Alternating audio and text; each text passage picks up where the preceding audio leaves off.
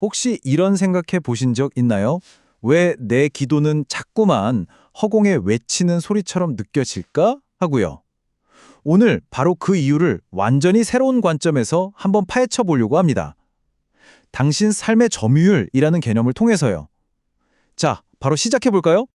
네, 오늘 우리가 함께 떠나볼 여정은 이렇습니다. 먼저 누구나 겪는 기도의 좌절감에서 출발해서요. 이름이 가진 놀라운 힘을 알아볼 겁니다. 그리고 이 모든가를 삶의 점유율이라는 핵심 아이디어로 꿰뚫어 본 다음에 이걸 어떻게 우리 삶으로 가져올 수 있을지 그 방법으로 마무리할게요. 그럼 첫 번째 이야기부터 시작해 보죠. 아마 정말 많은 분들이 이거 내 얘긴데 하실 거예요. 기도가 마치 거대한 벽처럼 느껴지는 바로 그 순간에 대한 이야기입니다. 이런 경험 다들 한 번쯤은 있지 않으세요? 정말 간절하게, 예를 들어 편찮으신 어머니를 위해서 아니면 소풍 가는 날 날씨가 좋기를 그렇게 기도했는데 세상은 아무 일 없다는 듯 그대로 흘러갈 때요. 정말 벽에 대고 혼자 말하는 것 같은 그런 기분. 뭔지 아시죠? 사실 문제는 바로 여기에 있습니다. 우리가 기도를 뭐랄까 일종의 자판기처럼 생각하는 경향이 있다는 거죠. 동전처럼 기도를 넣으면 내가 원하는 결과가 뿅 하고 나와야 기도가 성공했다 이렇게 여기는 거예요. 바로 이 거래 같은 생각이 우리를 좌절하게 만드는 출발점입니다. 그런데 오늘 우리가 살펴볼 내용은요, 완전히 다른 이야기를 합니다. 기도는 내 요구사항을 전달하는 일방통행이 아니라 서로 마음을 나누는 쌍방향 대화라는 거죠. 그러니까 내가 하고 싶은 말만 하는 게 아니라 내 기도를 듣고 계신 그분의 마음은 어떨까? 이걸 헤아려는 노력까지 포함된 그런 영적인 대화라는 겁니다. 자, 그렇다면 이 쌍방향 대화를 어떻게 시작할 수 있을까요? 그 열쇠가 아주 의외의 곳에 숨어 있습니다. 바로 대화 상대방의 이름이 가진 힘을 제대로 이해하는 것. 여기서부터 모든 게 시작됩니다. 아주 재미있는 옛날 이야기가 하나 있어요. 조선시대 영조 임금이 새 왕비를 뽑을 때였는데요. 후보로 온 귀수들을 구별하려고 아버지 이름을 쓴 방석에 앉으라고 했대요. 다른 사람들은 다 그냥 앉았는데 딱 한 사람만 아버지의 조남 위에 앉을 수 없다면서 방석을 옆에 두고 꿋꿋이 맨바닥에 앉았다는 거죠. 이름에 대한 그 존중심 하나로 그녀는 왕비가 되었습니다. 또 다른 이야기도 한번 볼까요? 어떤 지방 신문사에서 대통령 취임 기사를 싣는데 한자를 잘못 쓴 거예요. 클 대자를 써야 할 자리에 실수로 개 견자를 쓴 거죠. 아니, 이 작은 오타 하나가 엄청난 모욕으로 여겨져서 결국 편집장이 해고되기까지 했습니다. 이름의 무게가 이 정도인 거죠. 마지막으로 우리에게 아주 익숙한 다윗과 골리앗 이야기입니다. 한번 생각해 보세요. 소년 다윗이 자기보다 몇 배는 큰 그 거인 앞에 왜 나섰을까요? 단순히 군인이라서? 아니었습니다. 골리앗이 자기가 믿는 하나님의 이름을 모욕하는 그걸 도저히 참을 수가 없었던 겁니다. 이 이야기들이 공통적으로 뭘 말해주고 있을까요? 맞습니다. 이름은 그냥 부르는 기호가 아니라는 거죠. 그 사람의 인격, 명예, 존재, 그 자체를 담고 있는 그릇이라는 겁니다. 자, 이름이 이렇게나 중요하다는 걸 알았으니 이제 드디어 주기도문의 첫 구절로 넘어가 보겠습니다. 바로 이 한 문장에 우리의 기도에 대한 관점을 180도 바꿀 수 있는 놀라운 열쇠가 숨어 있습니다. 바로 이 구절입니다. 이름이 거룩히 여김을 받으시오며 우리에게 너무 익숙해서 어쩌면 그냥 주문처럼 외우고 지나갔을지도 모르는 이 한 문장이요. 사실은 우리 기도의 모든 것을 다시 세우는 핵심 열쇠입니다.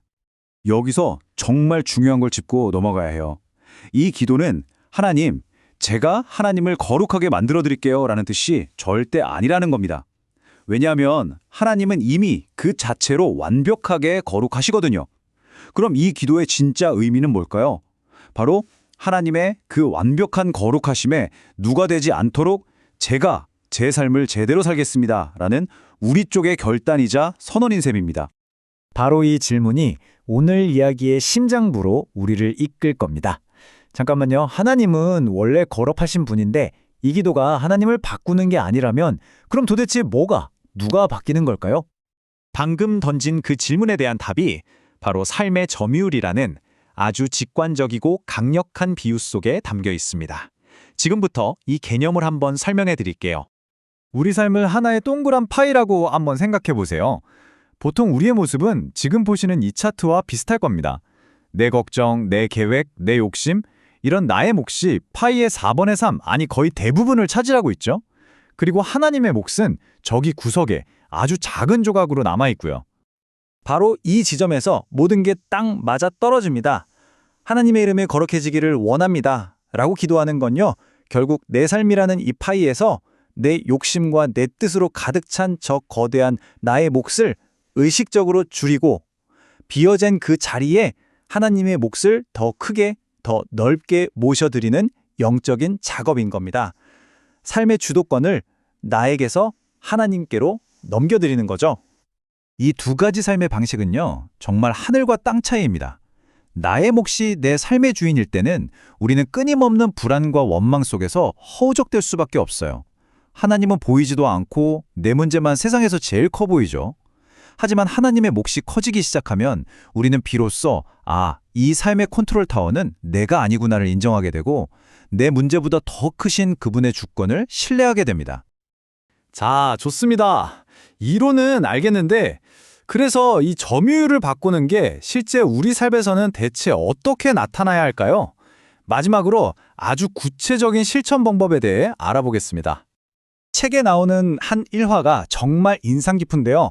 저자가 결혼하고 나서 처형에게 우리 동생 좀 잘 부탁드립니다 라고 인사를 했대요. 그랬더니 처형이 툭 쏘아붙이듯 이렇게 대답했다고 합니다. 내 동생은 내가 알아서 챙겨. 너나 잘해. 좀 퉁명스럽지만 핵심을 찌르는 말이죠.